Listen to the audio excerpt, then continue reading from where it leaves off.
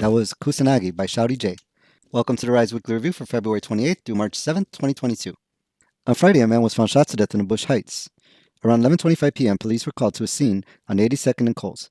There, they found a man lying face down with multiple gunshot wounds to the torso. The man was taken to Trinity Hospital, where he was pronounced dead. News reports had not released any details on the victim other than he was a black male between the ages of 20 to 29 years old. Anyone with information on this or other Chicago crimes is asked to call 311 or leave an anonymous tip at cpdtip.com. On Monday the 7th, a woman was killed in a South Shore shooting. The woman was sitting in a car in the 6700 block of South Jeffrey around 3 p.m. According to reports, a black sedan pulled up to the car and the person inside began firing shots.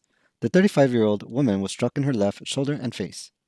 The woman was taken to the University of Chicago Medical Center where she passed away from her injuries. On Sunday, 2 people were shot at a party in South Shore.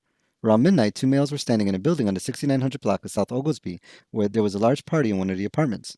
According to police, multiple shots were fired, striking both of them. One man was hit in the lower left calf and the other in the upper left thigh. Both were taken to the University of Chicago Medical Center and last reported in good condition. On Thursday, Indiana Republican Governor Eric Holcomb signed a new law that would cut off families from the federal enhanced food aid. Under federal law, the enhanced aid is set to continue at least until June 30th. The Indiana House Enrolled Act 101, signed by Holcomb, cuts off the emergency SNAP allotments to families on April 16th. The enhanced federal aid was provided to an estimated 10% of Indiana households during the pandemic. It provided emergency assistance of up to $90 a month on top of their ongoing Supplemental Nutrition Assistance Program or SNAP allotment. SNAP benefits are provided to Indiana families earning less than 130% of the federal poverty level, or $34,452 for a family of 4 who have assets worth less than $5,000. According to the Indiana News Times, Indiana State Senator Mike Young from Indianapolis said eliminating the enhanced SNAP would show the federal government Indiana doesn't support reckless deficit spending and inflationary monetary policies. He was quoted as saying, "If we continue down this road, that $90 won't mean anything to poor citizens." Most economists attribute a majority of the rising inflation costs to increased demand for products, while supply chain issues have been limiting supplies in an economy that continues to surge as pandemic hospitalizations decrease. However, federal relief funds under former President Trump and current President Biden's terms have been seen as an added factor by providing consumers with the purchasing power to continue buying products when they otherwise would have been unable to afford continued spending. Those opposed to the measure claim that cutting off benefits would continue to hurt struggling Hoosiers at a time when inflation is causing additional difficulties and keep the additional dollars from being spent at local grocers. In other news, Chicago 10th Ward Alderwoman Susan Sadlowski Garza responded to area issues and activists in an interview with political writer and talk show host Ben Joravsky. The interview began with a discussion between Joravsky, Sadlowski Garza, and her daughter about the death of Amanda Kalo by her estranged husband, State Trooper Antonio Alvarez. The interview drew a lot of attention following questions by Joravsky about reserve management groups' plans for a scrap shutter on the east side near George Washington High School and her views on the mayor.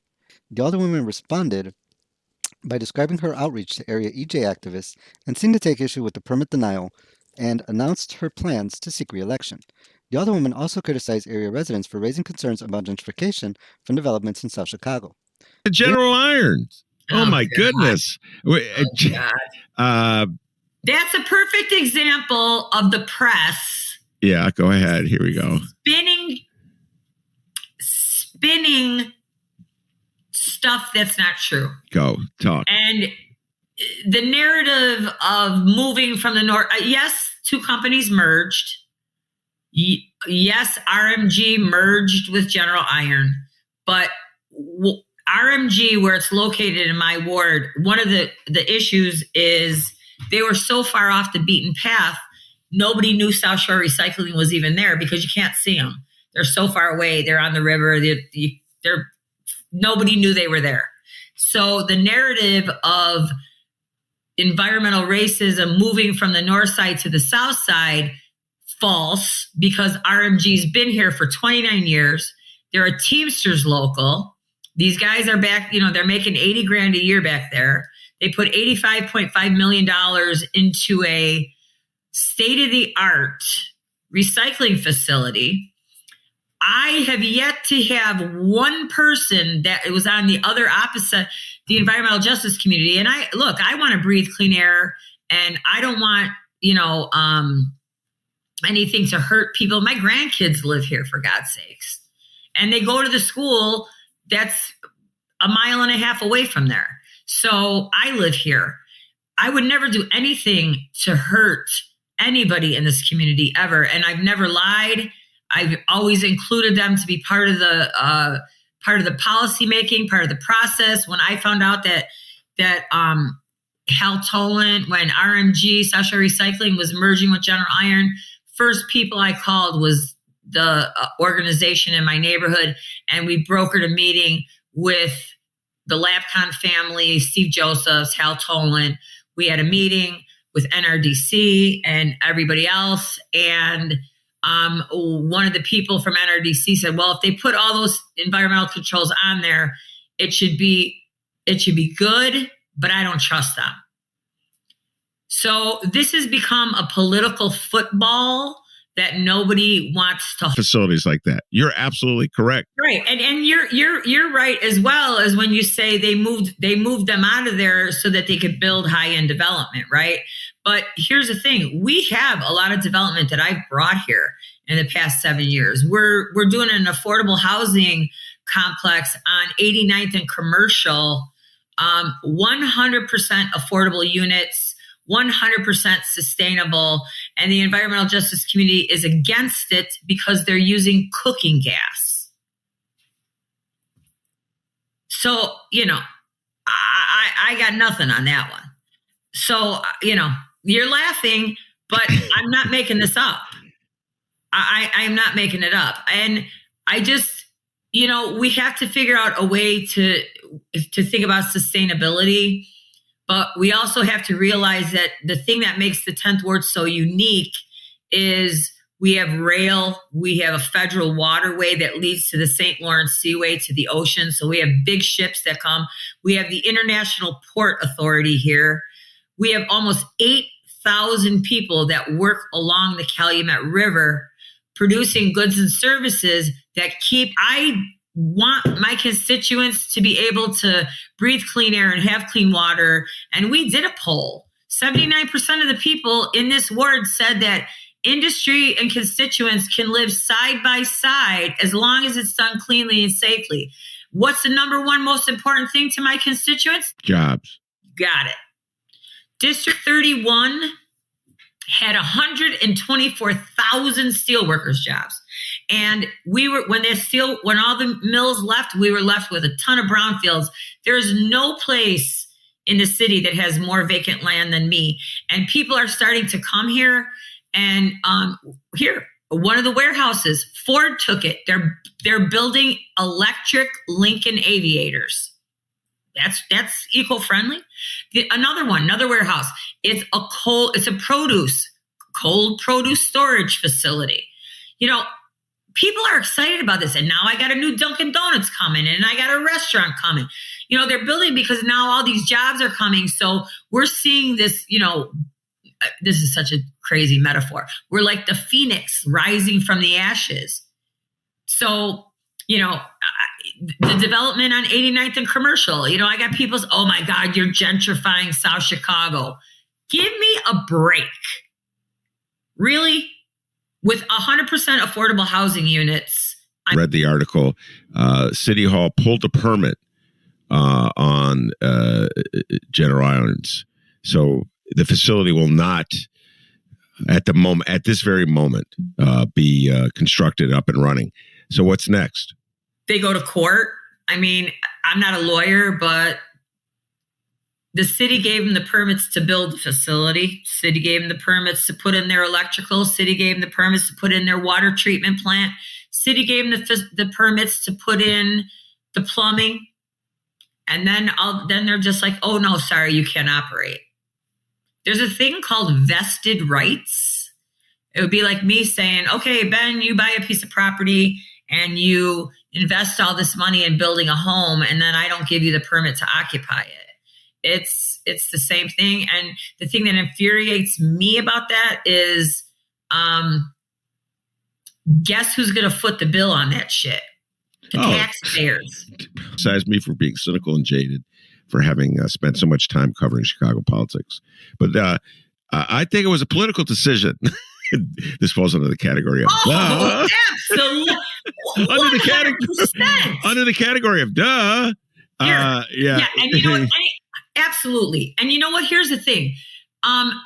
We had a town hall meeting on Tuesday, and I have said all along, I've written letters to the Illinois EPA, to Durbin, Duckworth. I mean, look on my website, go under there. You'll see them. All the letters I wrote. NRDC even quoted me in one of their articles.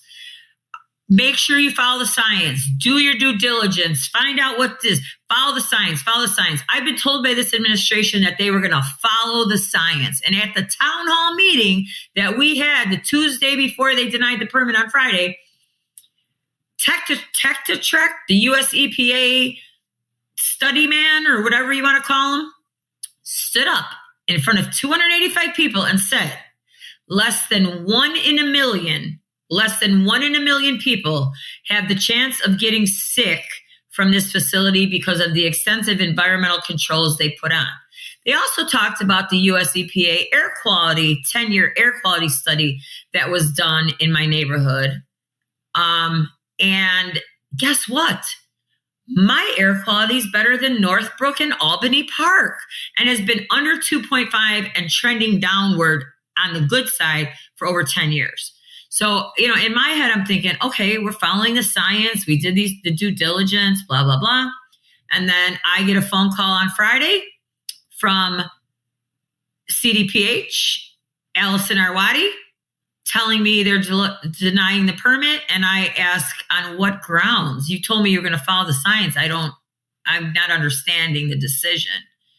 Backpedaling.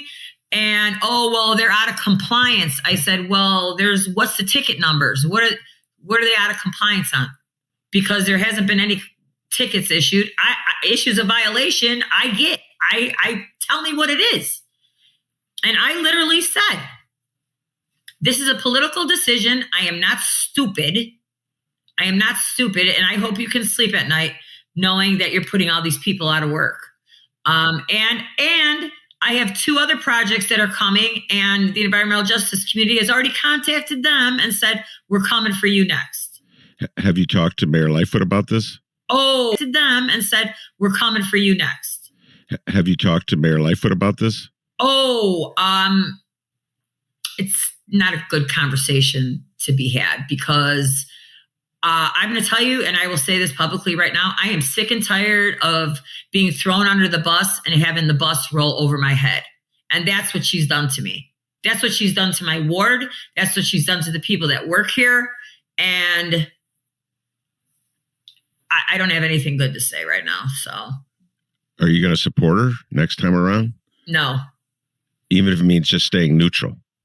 Just not support. Oh God, you got me on a roll now. I'm tired of being ignored. I'm tired of not getting phone calls returned. I'm tired of letting the inmates run the asylum. No, absolutely not. I have never met anybody who has managed to piss off every single person they come in contact with. Police, fire, teachers, aldermen, businesses, manufacturing. And that's it. I said it. That's it. I don't care. I'm literally to the point where I work my ass off 7 days a week. And,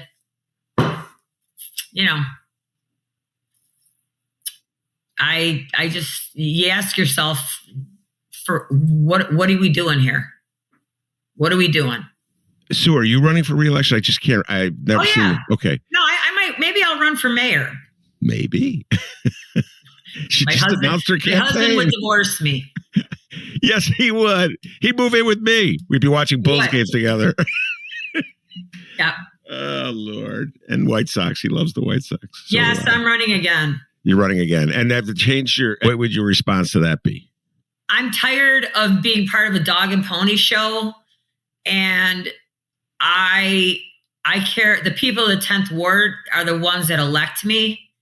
And that's who I'm worried about right now, because I've already lost 4 projects that have left and gone to Indiana because of all these rules and regulations and crazy policy things that have been put out there, I'm pissed off too. I'm pissed off too. So, I don't care who's mad at me. I don't care. I really don't. The people of the 10th Ward, I know what they want better than anybody that sits on the 5th floor or sits in City Hall. I've been here my whole life, and I know what's best for my ward, not them. During the week, area activists took to social media to criticize the Alderwoman's portrayal of their efforts. Environmental activists cited her interview as proof that she supported RMG despite protests and posts she made that suggested she did not. EJ activists vowed to fight against her re-election. Anti-gentrification activists pointed out her misinformation as Galleria 89 was not promising 100% affordable housing and was just one among several developments in South Chicago that would push up housing costs. The Chicago Sun-Times published 2 separate articles about the interview a week apart that raised questions by some as to their bias given their ties to the real estate industry. During the week, Ford announced that it would be splitting its electric and gas vehicle productions into 2 separate divisions. According to Ford executives, the move is designed to make it competitive in the growing battery-operated vehicle market and with companies like Tesla. Ford is planning on spending $50 billion on electric vehicles between 2022 and 2026, with the goal of producing 2 million electric vehicles by 2026. Ford says it expects over half its vehicles will be electric by 2030. The split will result in 2 divisions, one dubbed the Ford Model E division and the other the Ford Blue division. The Blue division is designed around speeding up new technology and electric vehicle innovations. The Model E division will be looking to reduce costs and continue to generate profits while the company follows the market transition to electric vehicles. Ford aims to cut costs by an estimated $3 billion in its Model E division. The Ford assembly plant in Hegewisch is set to continue operations within the Model E division. While the move will likely not have an immediate impact for Ford's operations on Chicago's southeast side, it creates some uncertainty of its future over the next couple of decades as hybrid and electric vehicles start to become more of the norm for consumers. Jim Farley, CEO of Ford, was quoted by the Chicago Tribune as saying that Ford did not want to completely break off its electric division into a separate company, despite speculation that Ford may eventually move in that direction to attract more investment. During the week, the Northwest Indiana Times posted a list of area students who graduated with distinction from Bishop Noll. The list includes some of the area's top academic seniors who earned a 4.0 or above GPA. The list included students who live in Northwest Indiana, the East Side, and Hegewisch. Abigail Wachasek of Hammond was named valedictorian, and Anayez Espinosa from Hegewisch was named salutatorian. The following is a list of other students who graduated with distinction. From the East Side, Ethan Lopez and Matthew Salazar. From Hegewisch, Darcy Staley. From Whiting, Taylor Daphnis. From East Chicago, Hannah Frankel. From Munster, Addison Sapowski. From Hammond, Octavia Batista, Melissa Carlos, Alaya Crawford, Jacqueline Garcia, Millie Magana, Coyote Olaye, Joshua Perez, Diego Ruiz, Olivia Magallon, Vanessa Salazar, and Emma Thrasher. To all of us, to all of you, congratulations on your success. You make us all proud.